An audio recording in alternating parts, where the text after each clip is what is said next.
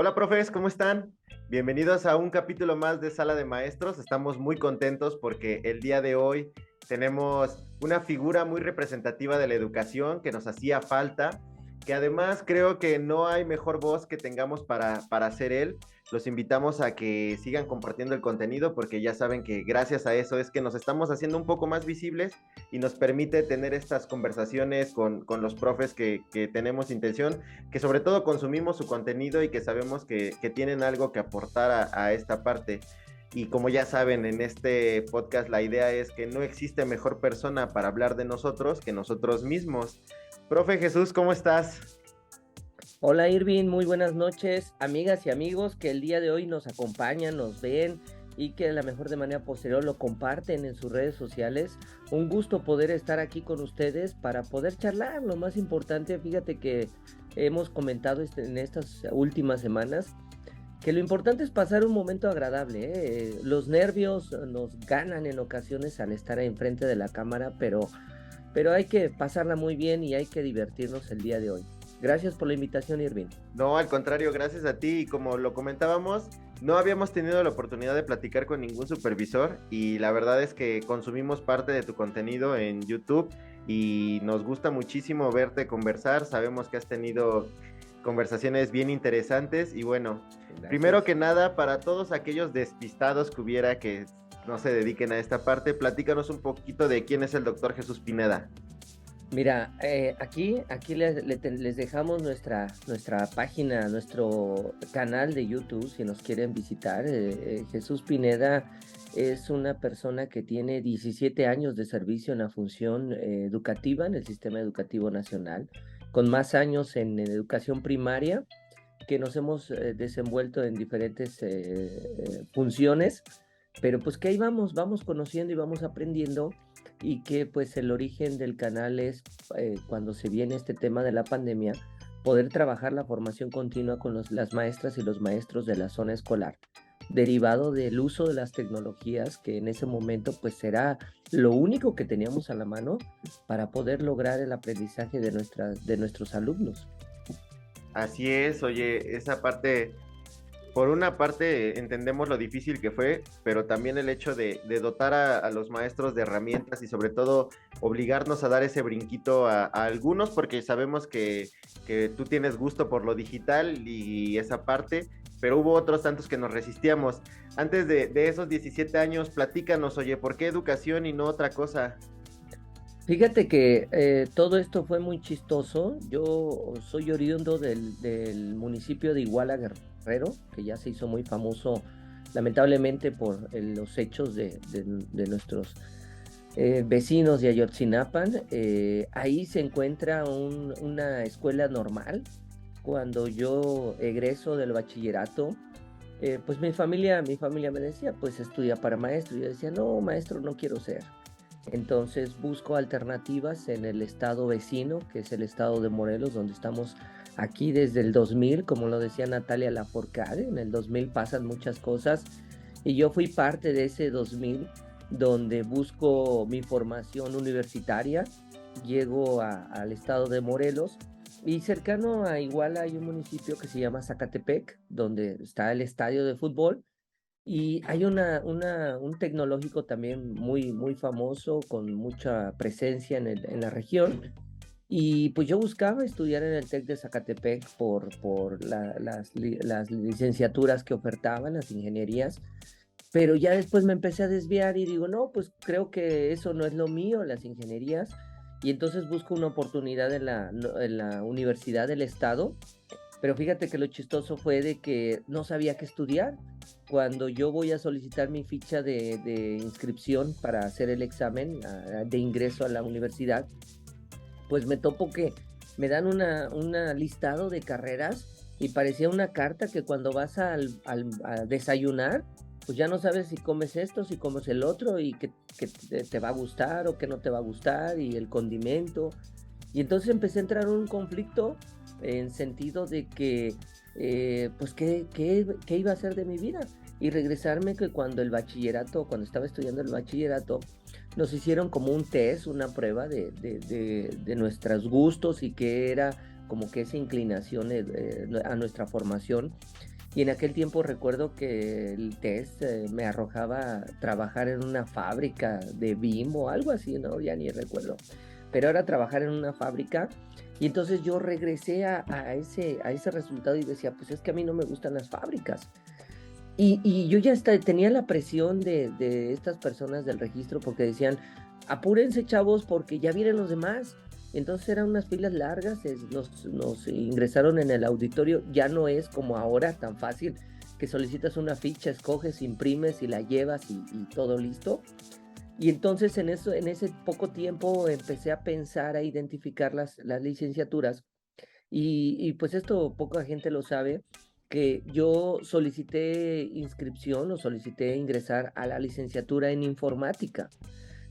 Como tú lo decías hace un momento, yo tengo un gusto por la tecnología y no solamente es de que pues ya tienes un teléfono y mandas WhatsApp o nota de voz y ya está ahí, no, tratar de explotar estas tecnologías porque son unas herramientas muy interesantes y si las sabemos utilizar son una gran herramienta por lo menos para las funciones que estamos desempeñando y que tú lo decías, la pandemia nos obligó a aplicarlas, pero me regreso entonces en el 2000, solicito mi ficha para la licenciatura en informática, resulta que hago el examen de ingreso, no logro el puntaje para quedarme en la sede, y entonces lo que hago es, bueno, la universidad me oferta, como tenía subsedes, en aquel tiempo solamente eran dos, me decían, ¿sabes qué? Con tu puntaje te puedes ir a una subsede, pero en la subsede solamente hay administración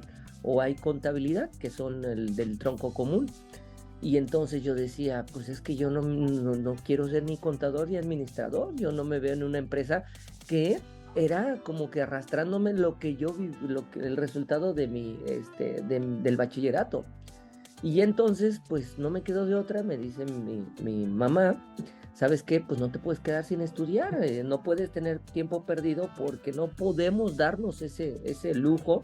Tú tienes que estudiar porque ya tienes que empezar a trabajar. Y pues en ni modo, me voy a una subsede que en aquel tiempo, si recordarás, yo hablaba de Zacatepec, pues resulta que llego al municipio vecino, a Jojutla.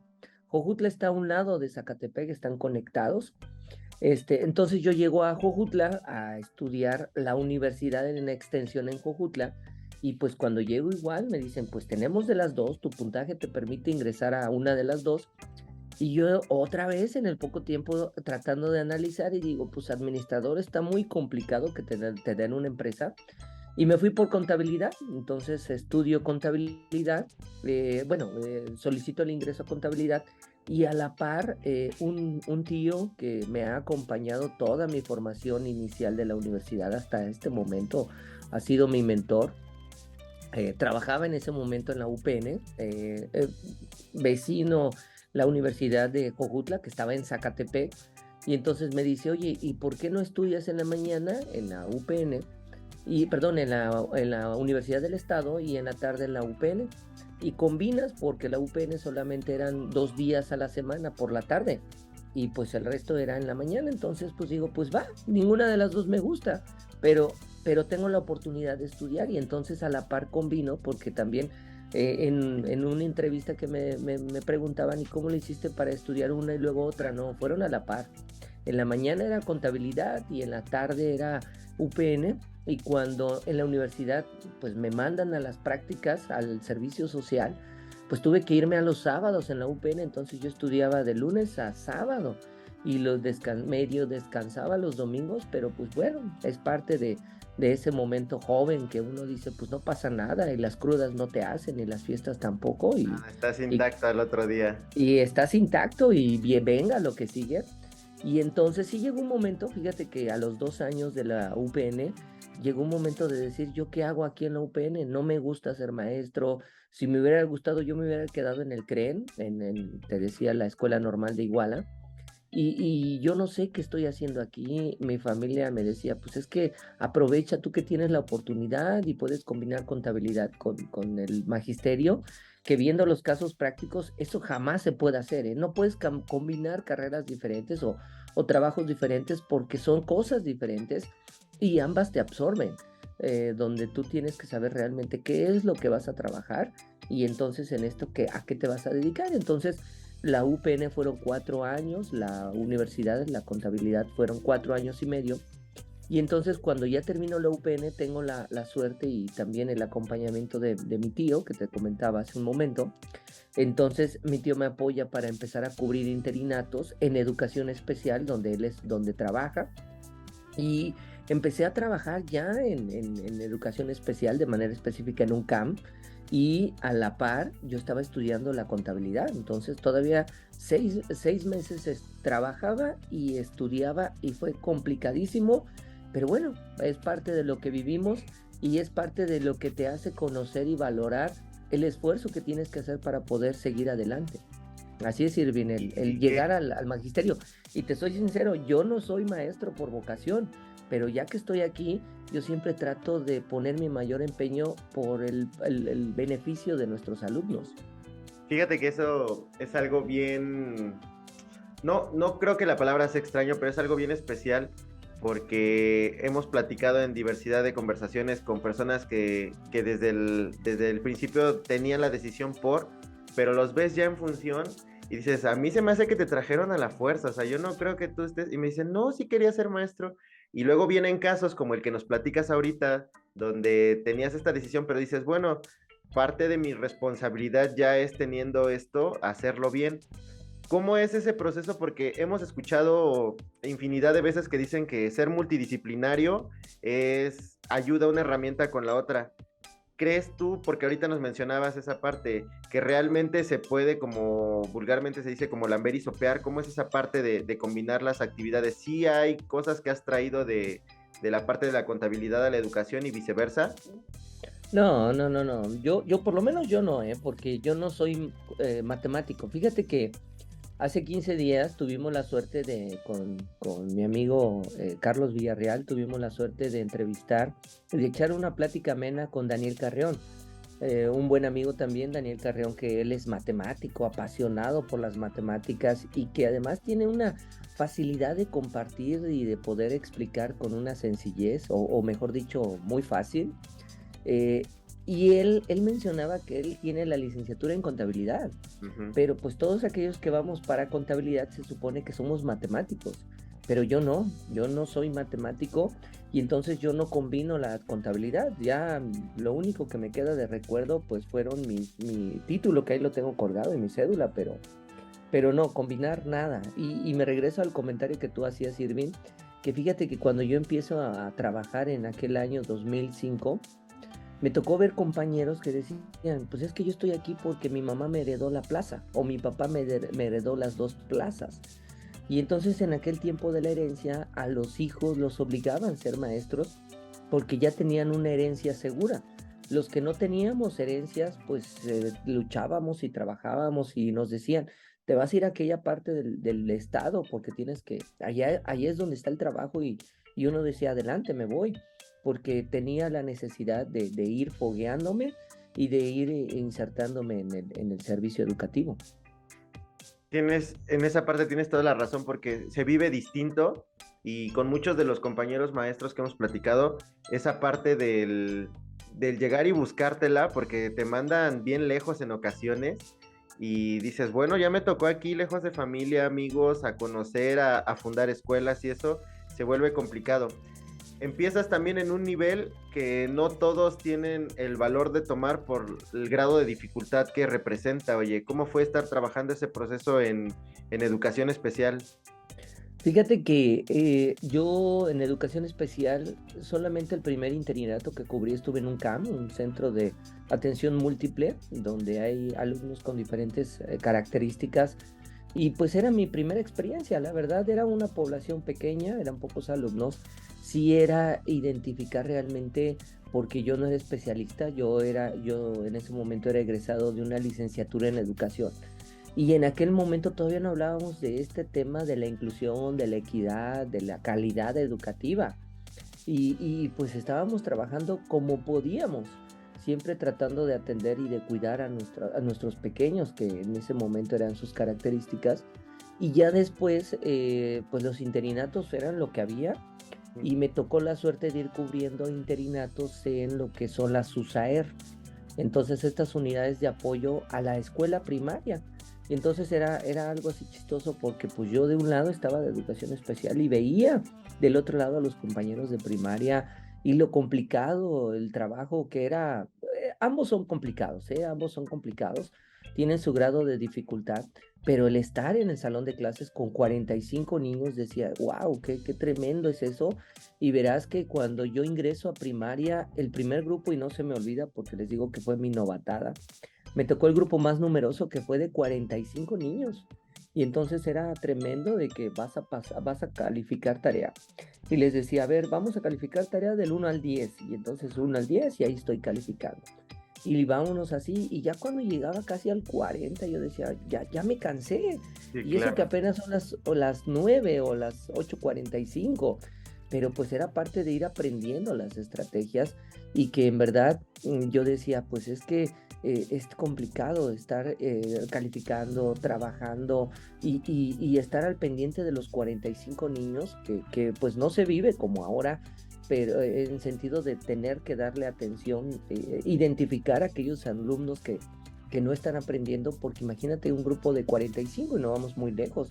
Ustedes como maestros de educación física, y yo lo veo con mis compañeros cuando yo era director también, el dialogar, el identificar que maratónico es para los maestros de educación física poder conocer a todos los alumnos. Por ejemplo, en una escuela pequeña de primaria de 6 alumnos, perdón, de 6 grupos, hay un maestro de educación física para toda la escuela. Y entonces tener que identificar a 220, 230 niños, qué complicado. Y ahí es donde hablamos de identificar cuáles son sus estilos, sus ritmos de aprendizaje, su desarrollo, etcétera, etcétera. Pero bueno, hasta aquí la respuesta a la pregunta, Irving. No, la verdad es que está bien interesante y perdóname si hago muchos espacios porque estoy faneando bastante. Yo disfruto mucho escucharte porque hace rato platicábamos acerca de lo que tú decías, ¿no? Una herramienta importante de los maestros es saber comunicarse y sobre todo bajar el conocimiento y hacerlo público, hacerlo de manejo y de uso de todos. Y creo que es una de las herramientas por las cuales has tenido mucho éxito en esta parte donde preparas a los maestros, de compartir el contenido, porque lo haces así, muy vívido, muy práctico. Yo por eso estoy encantada aquí escuchándote. Del USAER, ¿a dónde brincas, oye? No, fíjate que es parte de esto de que sigo trabajando en educación especial en USAER y a la par de ingreso a primaria, que fue en aquel tiempo en agosto del año 2005, donde ya logro tener mi plaza en primaria, pero seguía con los interinatos en educación especial, porque eso me permitió en un futuro poder tener acceso a una plaza de educación especial y entonces llegué a combinar y yo trabajaba en educación primaria y en educación especial, solamente que yo tenía una dificultad, la distancia de ambos centros de trabajo estaba muy complicada, eran 40 minutos de recorrido y yo tenía 30 para llegar, entonces sí le sufrí bastante y tuve que buscar cambiar mi plaza de educación especial para primaria para poder tener la cercanía y no tener la dificultad del traslado. Pero entonces combino lo que era en ese momento educación especial y educación primaria. Y fíjate que en ese momento a mí me gustaba combinarlo porque te lo dije hace un rato, el cristal donde miran las situaciones diferente, estando de un lado de maestro de primaria, de grupo, estando del lado de maestro de educación especial, de educación física, las cosas se ven diferentes. Dicen por ahí, las cosas se ven desde el cristal que lo miras. Y entonces yo podía decir que me lograba combinar y me lo lograba, yo siempre cuando estuve en educación especial, siempre estuve aprendiendo, aprender en toda esta diversidad, aprender a lograr atender a los alumnos estando dentro del salón de clases, pero tú decías algo también, Irving, la comunicación con los alumnos y con los papás, porque en primaria me tocó padres de familia que me decían, es que yo no voy a traer a mi hijo porque se burlan de él. Ujú. Y yo hablaba con él y decía, y es una de las anécdotas, y tú decías, Irving, que cuando estamos trabajando las capacitaciones, luego les digo a los maestros, es que me pasó esto, me pasó el otro, y van a decir que me pasan muchas cosas, pero en verdad sí me han pasado. Y yo siempre cuando comparto las experiencias les digo, escuchen para que ustedes no vivan esta parte. Entonces, el que nosotros debemos de aprender de lo que hemos vivido, y lo vimos en la guía del Consejo Técnico de la Fase Intensiva, en lo que fue en la formación, en el taller de formación continua, cuando decía, reflexiona cómo eras como maestro cuando iniciaste y cómo eres ahora, qué te ha hecho cambiar. Pues ya tienes que cambiar, porque lo que ves en la universidad y en la normal solamente es teórico. Ya cuando te vas a la práctica es cuando tú tienes que combinar la teoría con la práctica, y en ocasiones mucho de lo que vistes en la universidad no te prepara para la realidad a la cual te vas a enfrentar en las escuelas. Y es que esa parte, aquí citando al maestro Mario, que ya lo tuvimos aquí platicando con su equipo de Lefos, no es lo mismo enseñar durante varios años la misma metodología que llevar años de experiencia cambiando todos los días la manera en la que enseñas. Y creo que en esa parte tienes razón. Fíjate que he escuchado y estoy como llegando a la conclusión que a veces los maestros que dicen, bueno, mi último año por necesidad, por gusto, por lo que sea, empiezo a trabajar y a la par voy cerrando mis estudios o voy brincando de un nivel a otro, los veo con herramientas mucho más fuertes para atender el campo en el que los pongas, y sobre todo se vuelven más humanos al momento de escuchar al compañero, porque como tú lo decías, cada uno de nosotros ve desde la perspectiva propia la manera en la que estamos haciendo nuestro trabajo, y a partir de eso lo defendemos, pero creo que es fundamental ponerte un poco en los zapatos del maestro de grupo, del de educación física, o incluso en esta parte que te ha tocado empezar estando en las aulas y luego tener que dirigir un equipo de trabajo, ¿no? Sí, fíjate que en este sentido, Irving, tú hablas algo muy correcto. El director, los maestros tienen que identificar qué están viviendo los demás.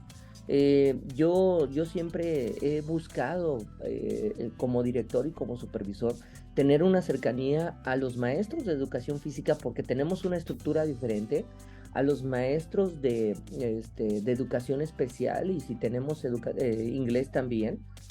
Yo cuando era director, lo primero que les decía a los maestros, ¿qué necesitas tú para lograr atender a nuestros alumnos? Y yo le decía al maestro de educación física, hazme una lista así como a Santa Claus, bueno, Santa no, porque ese es americano, Uh hazme -huh. una lista a los Reyes Magos y dime qué necesitas para que puedas trabajar con los niños. Y ya Claro. me hacía mi lista y yo veía cómo podía negociar con los papás o cómo podía gestionar, pero le decía, bueno, tú sabes que de todo lo que me vas a pedir no te voy a traer todo, pero una parte sí me comprometo para que tú te comprometas a trabajar con los alumnos. Lo mismo me pasaba, en aquel tiempo yo no tenía USAER en la escuela, pero me pasaba con la maestra de inglés, le decía, ¿qué necesitas? Y me decía, necesito diccionarios. Va, no te puedo comprar 40 o 50 diccionarios, pero por lo menos te puedo comprar 20. Y yo me comprometo a comprarte, para que yo te estoy dando herramientas, para que tú, obviamente no te estoy dando todas las que necesitas, pero una parte, porque a lo mejor el sistema no te puede dar, pero una parte que te permita atender a los alumnos.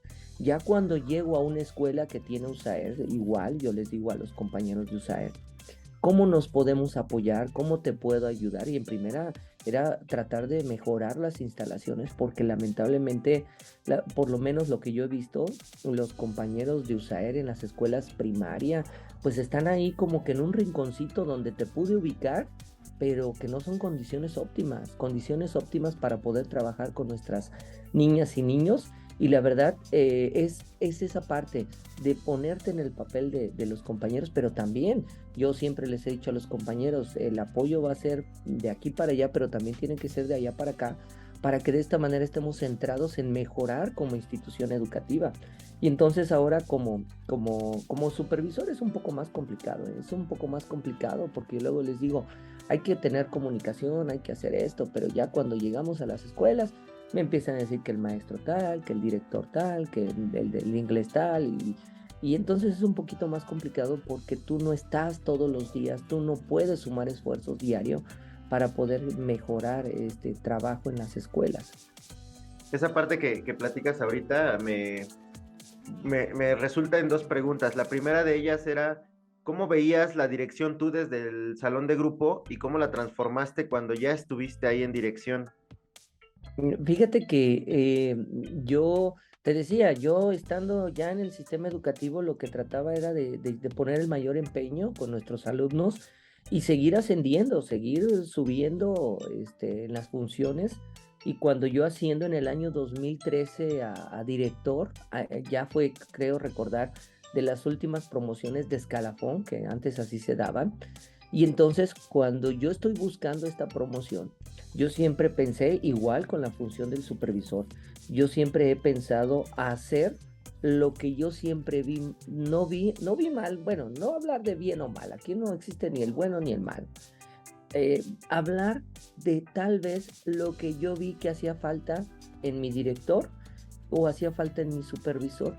Y entonces ponerte en ese lado de que, a ver, mi director hace esto que es correcto, pero le falta esto. A lo mejor la parte de la comunicación, porque antes se decía, pues se hace porque yo soy el director o porque yo lo digo, o porque yo mando. Eso ha cambiado también en la función del supervisor.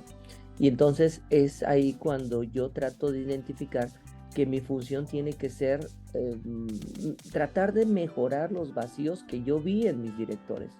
Porque tuve muchos directores y muy buenos directores y algunos un poquito, no malos, pero con dificultades, pero de todos debemos de sacar el mayor provecho posible.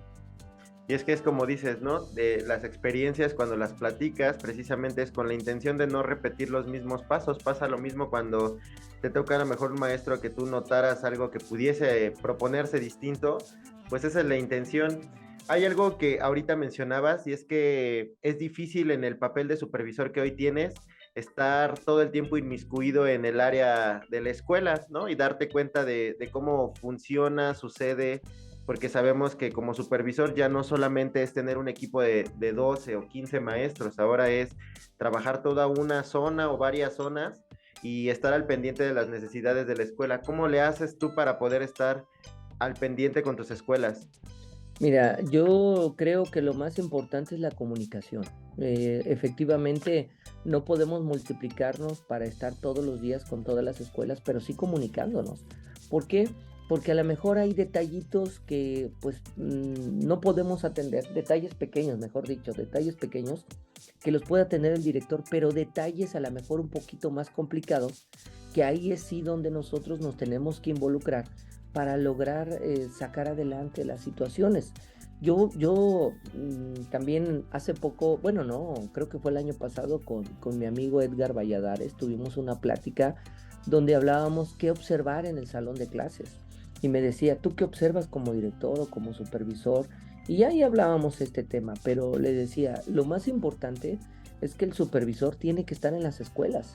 Y lo mismo pasa con los compañeros de educación física, que de acuerdo al Estado cambia la figura de la estructura. Por lo menos aquí en Morelos tenemos coordinadores de educación física, que es los que están a la par o están en las zonas escolares y organizan el trabajo con los compañeros de educación física, que también no es fácil porque tienen que andar haciendo el recorrido en las escuelas para apoyar el trabajo de los compañeros de educación física y que de esta manera, pues en primera no se sientan solos, pero en segunda puedan tener un acompañamiento. Entonces, la función del supervisor es estar en las escuelas. Anteriormente, cuando en el sexenio anterior se hablaba de la ruta de mejora, normalmente los supervisores decían, mándame tu ruta. Y se la mandábamos por correo, pero jamás iba a la escuela para saber si se estaba trabajando eso. Y que ahora en el programa escolar ya no se tiene que pedir, mándamela por correo, no, vete a la escuela, acompaña, no supervisa, acompaña y observa qué se está desarrollando y si fuera necesario, qué necesita la escuela para mejorar desde el contexto externo y de esta manera fortalecer el trabajo. Fíjate que ahorita que te escucho, me salta un poco a la cabeza esto. Como que todos tenemos cierta filosofía con la cual hacemos las cosas. Te pongo el ejemplo. Por ejemplo, en mi área, normalmente mis clases siempre las baso en el respeto, que para mí es como un eje súper importante, la creatividad y el libre pensamiento. Para mí esos son como los ejes. A cualquier nivel que vaya es lo que siempre busco, ¿no?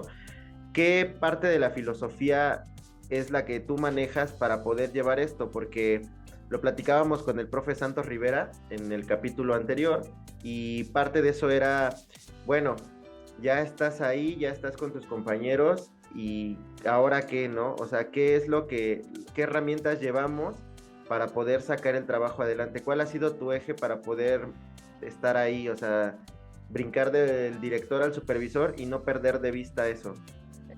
Mira, yo creo que lo más importante es no perder el piso, no perder el piso porque al final tú también eres un compañero y haces funciones diferentes, pero no eres una persona que, ¿cómo te podré decir? Que eres superior a los demás.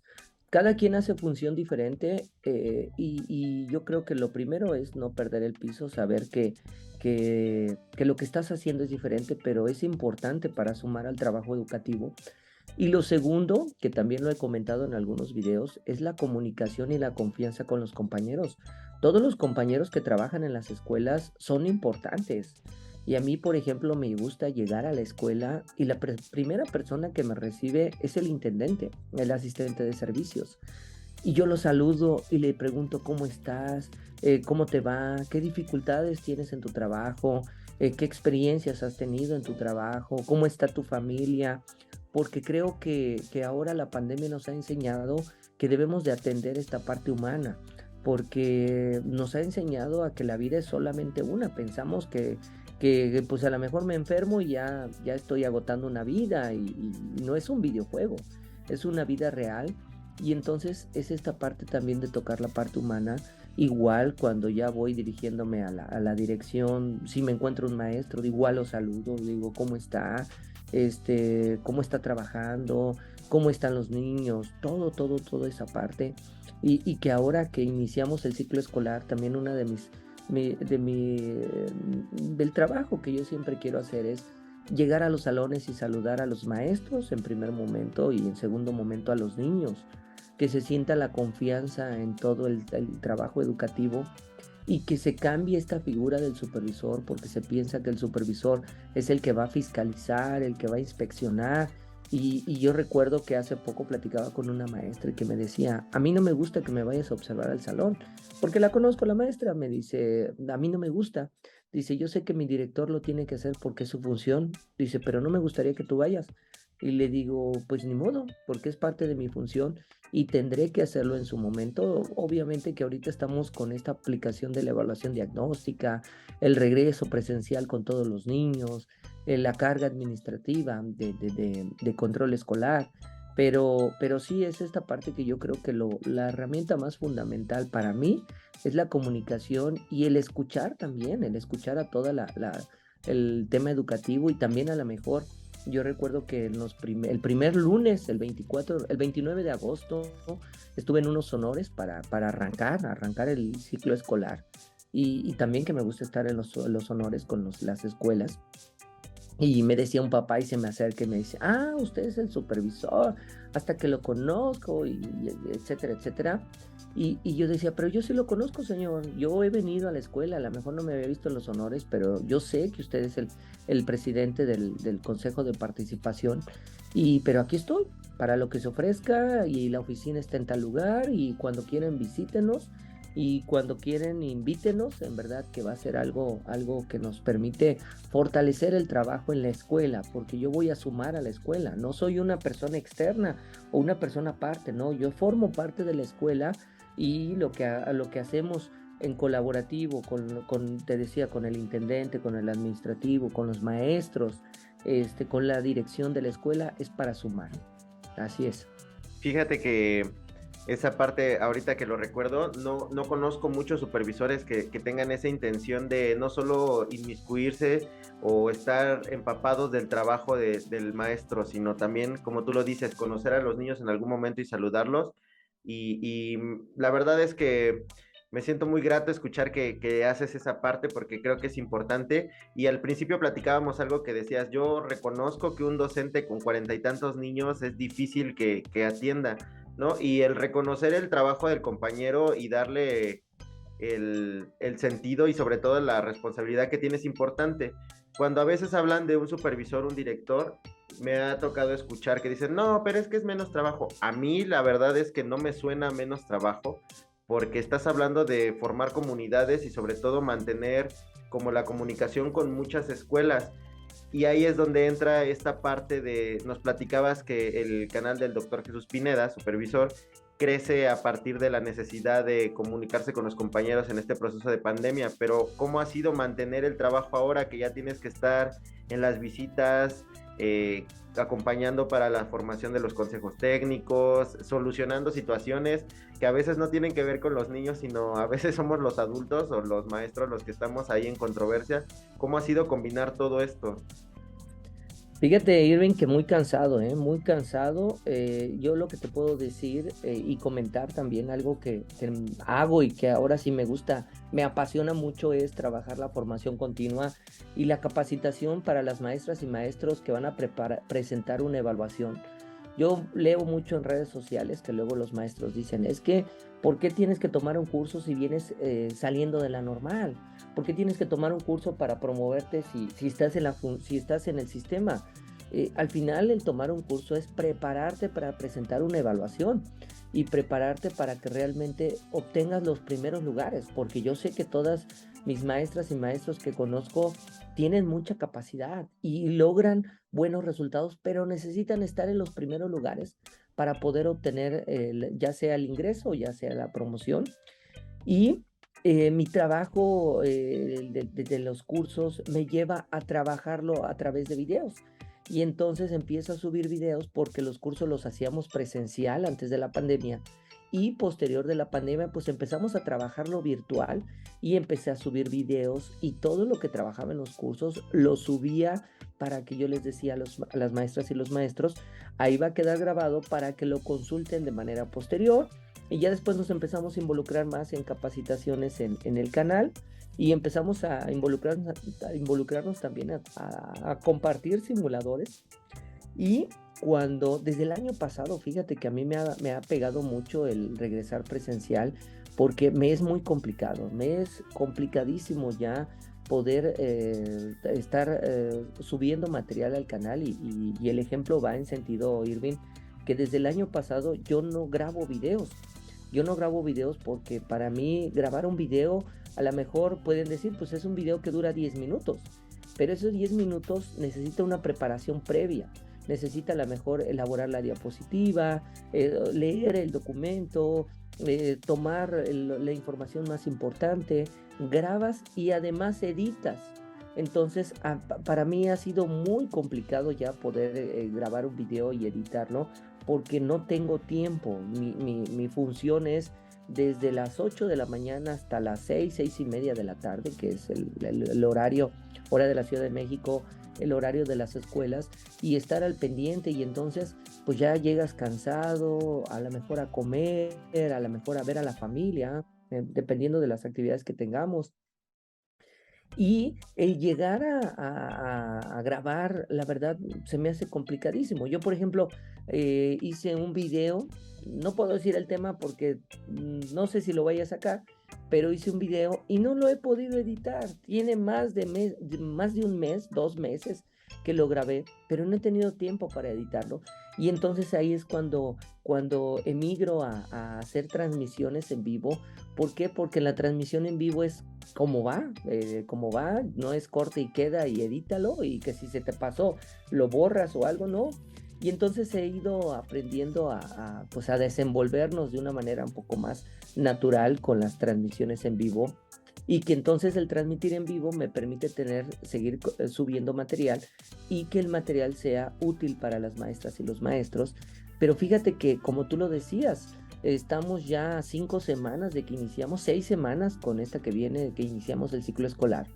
Y es muy complicadísimo porque efectivamente hay cuestiones que las tengo en la cabeza, problemáticas entre maestros, con los papás, con el tema administrativo y poder decir que el trabajo que hacemos en la primaria tiene más temas administrativos que los demás niveles, ¿sí? Porque, por ejemplo, poder hablar de secundaria, pues el control escolar le recae al personal administrativo, pero en primaria y en preescolar le recae al maestro de grupo. Educación física no hace este trabajo de control escolar y ahorita lo estamos haciendo. Y otro tema que estamos haciendo, lo que es la integración o la apertura de las cooperativas escolares, que tampoco es un tema que también lo hacemos en primaria y que no lo trabaja ni el maestro de educación especial ni el maestro de educación física. Y entonces es algo que me ha estado absorbiendo, y un ejemplo es que esta semana que pasó, de 3 videos que normalmente hacíamos, solamente hice uno porque el lunes tuve un día muy complicado, y el miércoles, pues Carlos tuvo ahí por ahí un detallito que no le permitió llegar al video, y dije, ¿sabes qué? Mejor lo cancelo, no tengo fuerza, no tengo energías para estar haciendo el video, y mejor descanso porque mañana tengo una reunión temprano, y la verdad me tengo que enfocar un poquito a mi trabajo, y eso es lo que ahorita me ha sido difícil poder combinar lo que son los videos y lo que es mi trabajo, la función que desempeñamos, y ha sido complicado, ¿eh? Y no creo que disminuya porque conforme avanza el ciclo escolar, ya empiezan a llegar convocatorias, empieza a llegar más trabajo y como tú dices, el trabajo administrativo requiere de una minuciosa atención porque no solamente son datos, ¿no? Estamos hablando, yo lo digo así, son datos vivos de escuelas, personas, niños que requieren como algo especial. Y en esta parte, fíjate que me gustaría como preguntarte cómo mantienes entonces el equilibrio, cómo, porque sabemos que es estar en la escuela, la vida en la casa y todavía buscar el espacio y las fuerzas para grabar, sabemos que también te sigues preparando. ¿Cómo mantienes el equilibrio para no claudicar, oye? No, y decirte que los fines de semana, los sábados, como no tengo nada que hacer, estoy trabajando en una maestría, dando clase. Yo la verdad no tenía muchos ánimos, pero de la universidad me hablaron y me dijeron, por favor, queremos que trabajes con nosotros.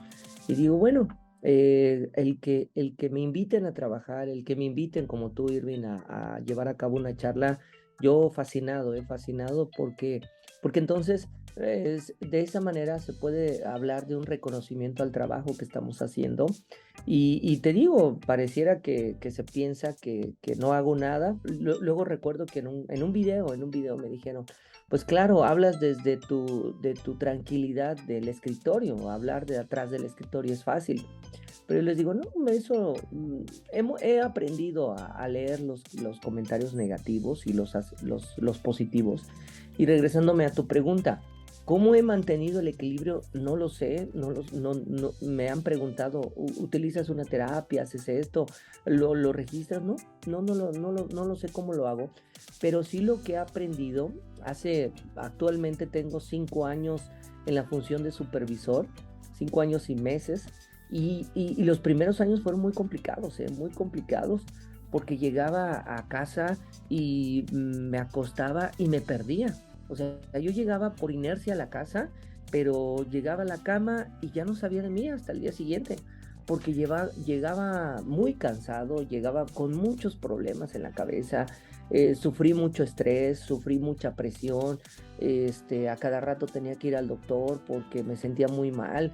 Y entonces, con el paso del tiempo, y te lo comentaba hace un momento, así cuando te decía la guía, cómo empezaste la función y cómo has ido cambiando. Y creo que la herramienta fundamental es la organización del trabajo y la administración.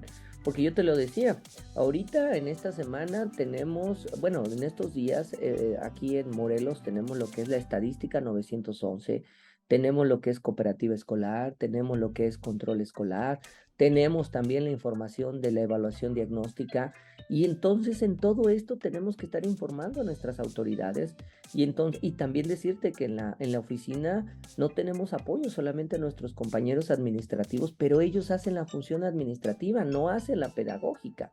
Y entonces yo a ellos les puedo decir, pues a ver, lleva un seguimiento de lo administrativo, pero ellos solamente van a decir si lo entrega y no lo entrega. Hacen un gran esfuerzo y un gran trabajo mis compañeros de la oficina, pero yo tengo que estar más involucrado y más al pendiente para que esto salga bien. Algo que a mí me gusta es hacer las cosas bien y a la primera, porque no me gusta que me estén regresando. A mí no, nunca me ha gustado ni como director que me estén regresando 5 veces porque lo hice mal. No, tiene que ser bien hecho y a la primera, y es lo que le he pedido a los compañeros directores y directoras. Y entonces al hacerlo bien a la primera, pues nos permite ya ir saliendo de esa situación. Y entonces ir teniendo la palomita, que ya hice esto, ya hice el otro. Y la organización es lo que me ha permitido decir, a ver, en tal fecha te voy a recibir este documento, pero yo 2 días después voy a estar revisando para poder mandarte la observación y en ese momento me lo puedas corregir o a lo mejor un día después. Pero todo esto ha sido fundamentado en la organización. Que es creo que lo más importante, es lo que te permite poder respirar, porque sabemos que en el área educativa todo se maneja en tiempos, espacios, si se abre o no se abre plataforma, en horarios de está de tal a tal tiempo disponible, y creo que si bien no lo tenías identificado ahorita, yo digo, pues es eso, ¿no? O sea, el mantener una organización y sobre todo el saber que las cosas se tienen que hacer bien, porque si no detienen el trabajo, creo que es parte importante. En esta parte del programa, Doc, me gusta hacerles unas preguntas. La respuesta puede ser tan larga o tan corta como tú no la quieras compartir. Y después de nuestras preguntas viene una sección que sería el segundo capítulo que trabajamos con ella, que estamos recién estrenadita, que son las palabras.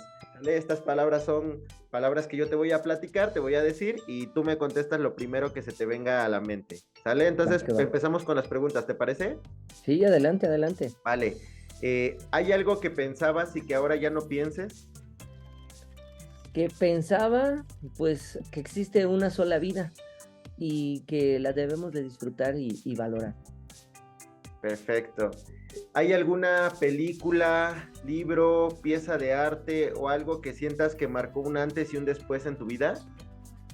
Fíjate que yo no era tan cinéfilo, fui siendo con el paso de los años, con las plataformas, ahora que no voy a decir el nombre porque no nos patrocinan, Claro, claro. pero me gustan mucho las de ciencia ficción y yo soy un fanático de los X-Men y pues lamentablemente hace muchos años las elaboraron y ya no han vuelto a tener esa maravilla de películas, pero cada vez que tengo la oportunidad me siento y las veo y las aprecio porque me encanta mucho lo que es ese tipo de... Yo sé que son personajes no reales, pero me gusta ese tipo de ficción. Y que se vale, ¿no? A final de cuentas te permite en ocasiones desconectarte un poco de la realidad y sobre todo estar en... Dime. Y te sumo, Irving, fíjate que aquí es donde se me pasó también decirte que, por ejemplo, ahorita actualmente mi esposa es directora de una escuela primaria y lo que hacemos es decir en la noche, ¿sabes qué? Ya no me hables del trabajo. Vamos a sentarnos o vamos a acostarnos y vamos a ver una película.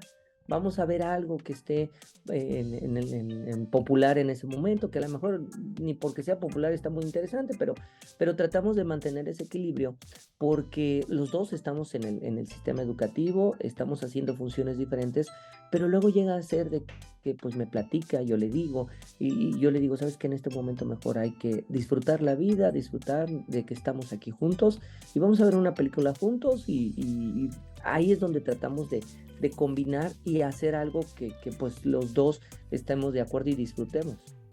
Tienes toda la razón, a veces es difícil dejar el trabajo en el trabajo y solo estar en casa, pero creo que es sano intentar hacerlo. Hay maestros de formación que nos acompañan en secundaria, primaria, y hay maestros a los que yo les llamo maestros de vida, que no precisamente nos dieron algo académico, pero nos enseñaron algo. ¿Cuál crees que haya sido la lección más memorable que te dejara algún maestro de estos, de vida o de formación? Fíjate que en esta pregunta que tú haces, cuando yo estoy trabajando los cursos y les hablo de la evaluación formativa y les hablo de esta reflexión que tienen que hacer los docentes, mucho saco el tema de que en secundaria yo reprobé matemáticas, tocando este tema que no soy matemático, y reprobé matemáticas y recuerdo que el maestro lo disfrutaba. Y entonces este maestro me dio la pauta para que yo no fuera igual que él, donde reprobé al alumno y me decía, reprobaste porque fue tu culpa, reprobaste porque tú no estudiaste y porque no te preparaste y ahí están tus resultados. Y decía, ya ven, échenle ganas porque si no van a reprobar como él. Y algo también que en aquel tiempo, creo que ahora ya no se hace en secundaria, me daban mi boleta, que aquel tiempo afortunadamente me la dieron a mí porque mi mamá nunca supo que reprobé un bimestre de matemáticas, que te ponían el 5 en rojo. Y entonces los 5 te los ponían en rojo. Fue el único que nunca supe dónde quedó esa boleta, pero sí es algo que me marcó a mí para no ser de esa manera. Ahora, tocar este tema del maestro de vida, te lo comentaba hace un momento, que pues yo puedo decir que el maestro de vida ha sido mi tío Antonio Moctezuma, que ha estado siempre conmigo, que me ha encaminado. Él fue el que me encaminó a ingresar a la UPN. Él es el que me encaminó a estudiar una maestría. Él me dijo, pues estudia, prepárate, tienes que hacer algo, no solamente quedarte con la licenciatura. Cuando me promoví de supervisor igual, siempre estuvo él atrás de mí diciéndome, tienes que prepararte, tienes que hacer algo, tienes que seguir mejorando, o mejor dicho, no mejorando, sino subiendo categorías. Y también que él es el que me orilló también a trabajar las capacitaciones, porque él las ha trabajado desde más tiempo. Y él ha sido asesor técnico hace muchos años, y entonces le quedó este sabor de boca de preparar a los maestros. Empieza a trabajar las capacitaciones, yo le apoyo en sentido de no apoyo en sentido de preparar el tema o de hablar del tema, sino de estar ahí, de apoyarle en esto, el proyector, la lista, los maestros, la información, el correo.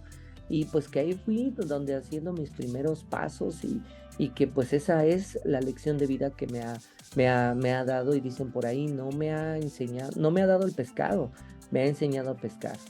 ¿Qué es lo más importante? ¿Qué etapa escolar fue la que más has disfrutado? Fíjate que la etapa escolar que más he disfrutado, ahorita hablando de este tema de la reprobación, yo pudiera decir la secundaria. La secundaria es el nivel que más he disfrutado, porque dejas ya lo que es la niñez, ya te sueltan más tus papás, y es donde tú empiezas a conocer muchas cosas. Y lo primero es, pues, a que existe un mundo afuera de ello, y que la verdad yo creo que la secundaria la he disfrutado más, porque ya en el bachillerato hablar pues de vicios, de que a algunos no les interesaba, en la universidad igual. Entonces, la que más me ha gustado ha sido la secundaria. Ya casi para terminar esta ronda de preguntas, si tuvieras la oportunidad de verte a ti mismo en un inicio, ¿a qué Jesús Pineda elegirías y qué consejo le darías? Pues mira, yo creo que lo que he vivido nunca lo he planeado, ¿eh? Yo sí me hice un plan de vida y decía, a tal edad yo ya voy a estar trabajando, voy a estar viajando, voy a tener familia, y algunas cosas no he podido cumplir como la meta que hemos planteado, pero lo más importante es vivir la vida. A lo mejor el consejo que daría es disfrutar más la vida, porque yo te lo decía, cuando estaba en la universidad solamente tenía el día domingo para pues descansar, pero nada más iba a la casa y me quedaba acostado, y eso es lo único que hacía. Ya cuando empiezo a tener mis primeros años de vida, perdón, mis primeros años de servicio educativo, también hacía lo mismo. Descansaba, me quedaba en casa, pero no lo disfrutaba, porque yo decía, pues es que estoy cansado. Creo que hay que disfrutar la vida en cada etapa que tú vas teniendo, porque llega un momento que es la que estoy viviendo ahorita, que tienes hijos, y que tu vida pues se dedica al 100% a tus hijos, y que a lo mejor tú estás cansado. Y hace poco me pasó que yo estaba muy cansado y me dice mi hijo, pero levántate, levántate, quiero que hagamos esto, y yo no sé de dónde sacas fuerzas, pero te tienes que levantar, porque le tienes que cumplir a tu hijo. No es lo mismo que cuando tú estás soltero y pues dices, ay, pues te quedas ahí acostado y pides la comida, te la llevan y sigues acostado y no pasa nada, pero ahora no. Y entonces son etapas de la vida que lo único que pudiera decir es, hay que disfrutar cada etapa de la vida, porque no vuelve a regresar. Y ya cuando a lo mejor nuestros hijos crezcan y se vayan, pues nosotros vamos a tener cierta edad, que lo que vamos a hacer es disfrutar a nuestras parejas, y a lo mejor disfrutar ciertos lugares, pero ya no igual como cuando éramos más jóvenes. Tienes toda la razón, vivir en el presente es importante. En esta ronda te vamos a decir 5 palabras, son sencillas, y tú nos dices lo primero que se te venga a la mente, ¿vale? Vale. La primera es Jesús Pineda. Híjole, una persona que siempre está abierto a aprender, que se equivoca, pero trata de cambiar o de mejorar el error que ha cometido. Eduverso. Híjole, una experiencia maravillosa donde me ha permitido conocer personas tan, ¿cómo te podré decir? Tan humanas, pero también que me ha permitido a seguir creciendo. Morelos. Híjole, yo te decía, yo soy originario del estado de Guerrero, pero creo que ya me nacionalicé morelense porque aquí nacieron mis hijos, mi esposa y aquí trabajo y la verdad que mi corazón está partido y una parte está en Morelos, una parte está en Guerrero porque no puedo olvidarme de mis raíces, pero en verdad que Morelos ha sido algo maravilloso. Supervisor. Función complicadísima, complicadísima. Yo hace poco platicaba con mi esposa y le decía, si a mí me preguntas cuál es la función que más disfruto, que más he disfrutado, la función que más de manera personal he disfrutado, he sido director. Es la que más me ha apasionado, la que más me ha permitido ver resultados y la de supervisor, complicadísima porque nunca logras, ¿cómo poder decir?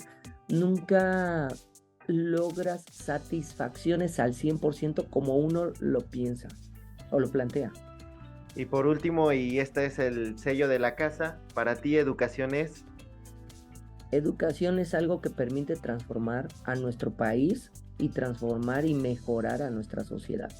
Un ejemplo lo tenemos ahora de tantos índices de violencia, de tantos jóvenes que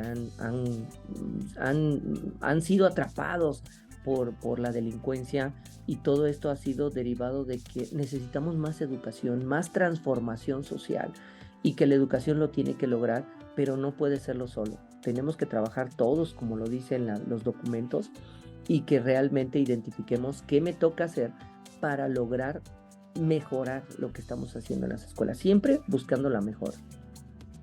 Profe, muchísimas gracias por permitirnos platicar contigo. ¿A dónde mandamos a la gente? Platícanos de tus proyectos, de tus redes, dónde te podemos seguir, consumir tu contenido.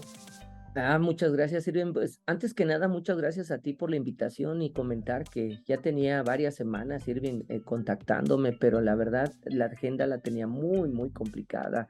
Me decía Irving, vamos a llevar a cabo el video en la noche. Le decía, no, es que en la noche no puedo porque ya sería terminar a las 11 y a las 12 y al día siguiente trabajar temprano porque déjame decirte que el salir temprano es nos alistamos todos y vamos a repartir a toda la familia y pues llegar puntual también a la escuela.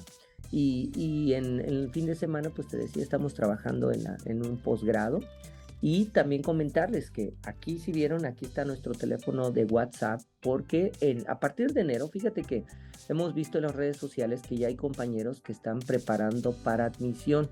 Yo no lo hago ahorita. ¿Por qué? Porque todavía no están los lineamientos, no sabemos cuáles son las reglas del juego.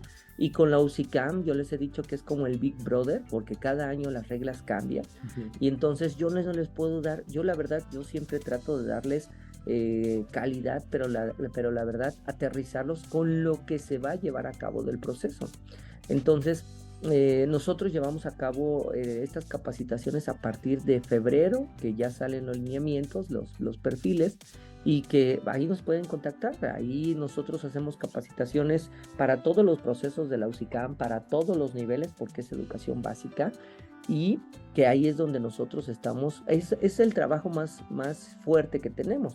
Ya ahí, si nos sobra un poquito de tiempo, pues nos vamos aquí a YouTube y los invitamos a que nos sigan las maestras y maestros y que cuando tenemos tiempo con todo gusto compartimos y les decimos lo más importante es que el contenido que hacemos es para ustedes, por ustedes y que lo que ustedes nos retroalimentan nos ayudan a seguir fortaleciendo y nuestro Facebook, todas las redes sociales, fíjate Irving que lo que he tratado, que todas las redes sociales es así, le ponen en Google Jesús Pineda Supervisor y ahí los va a llevar a todas las redes sociales, a todas, ahí estamos. Bueno, no todas, pues nada más las que más se utilizan, que es Twitter, que es Facebook, que es Instagram, ahí estamos ya pensando en TikTok, pero yo les decía hace 15 días a Daniel Carrión, yo tengo un problema porque TikTok es muy adictivo. Es esta parte de que debes de hacer contenido, pero no debes de caer en la adicción de Sí, sí, consumirlo. sí. Y yo tengo un problema porque sí lo consumo, entonces he tratado de alejarme un poquito, pero ya me decía Daniel, hay que estar en estas redes para seguir compartiendo material. Profe, pues muchísimas gracias, doctor Jesús Pineda, ya lo tuvieron aquí compañeros, tuvimos la oportunidad sobre todo que nos hacía falta esta figura de supervisión y escuchar la figura humana, que sobre todo es importante el juego de roles, en no olvidar eso, ¿no? Que seguimos siendo maestros, seguimos siendo compañeros. Recuerden que estas conversaciones no tienen la intención de cambiar absolutamente a nadie, solamente que salgas de esta conversación con preguntas acerca de lo que estás haciendo y lo que no estás haciendo. Ya saben que en la caja de descripción pueden encontrar nuestras redes sociales. Profe, muchísimas gracias por tu tiempo. Sabemos que ya casi estás a punto de comenzar clase y queremos dejarte un espaciecito para que te puedas estirar. Muchas gracias. ¿Algo que les quieras decir antes de irnos? No, gracias a ti, Irving, y decirles, algo que yo me he apropiado, que no es mío, pero es del maestro Pablo Latapí, que nos tenemos que identificar, que nosotros siempre tenemos que seguir aprendiendo. Dice Pablo Latapí, el maestro aprende hoy, aprende mañana y aprende siempre. No crean que porque ya tenemos 30 años de servicio ya lo sabemos todo, no, siempre vamos a seguir aprendiendo y hay que estar abiertos al aprendizaje. Y comentarles si tienen alguna duda, ahí escríbanos en nuestras redes sociales, y lo decía Irving, también ahí tenemos compartiendo material en la página de Eduverso, así pónganle en Facebook Eduverso y ahí estamos también compartiendo con nuestros amigos, Jimena Vela, Andrés Morales, Carlos Villarreal, y ahí estamos compartiendo todo el material que les sirve a todos ustedes, porque lo importante, el material es para poder fortalecer la función. Ya lo dijo Irving, no se trata de que los cambiemos, no, porque el trabajo que hacemos aquí no es cambiarlos, sino darles herramientas para poder reflexionar y puedan mejorar en lo que están haciendo. No por un resultado en horizontal ni en vertical, sino por nuestras niñas, niños y adolescentes que nos necesitan y que, lo decía hace un momento, nos permitan mejorar la sociedad que tenemos. Porque algo, también una experiencia que una maestra me compartió, que dice que una vez la asaltaron y resulta que uno de los que lo asaltaron era su alumno y que le dijo, no, espérate, a ella no, porque ella fue mi maestra y ella me trató muy bien y ella se portó muy bien conmigo. Y entonces hay que por lo menos hacer más humanos a nuestros pequeños y hay que escucharlos porque ellos están pasando momentos muy complicados. Creemos que porque son niños ellos solamente se dedican a estudiar y a jugar, pero están viviendo sus propias batallas. Hay que estar con ellos para fortalecerlos, no que esas batallas sean de nosotros, pero por lo menos guiarlos para poder que ellos encuentren una solución en esa batalla que están viviendo. Muchas gracias, Irving. No, al contrario, profe, pues ya lo escucharon, nos vemos y nos escuchamos en 15 días con otro capítulo más. Muchísimas gracias, profe, nos vemos.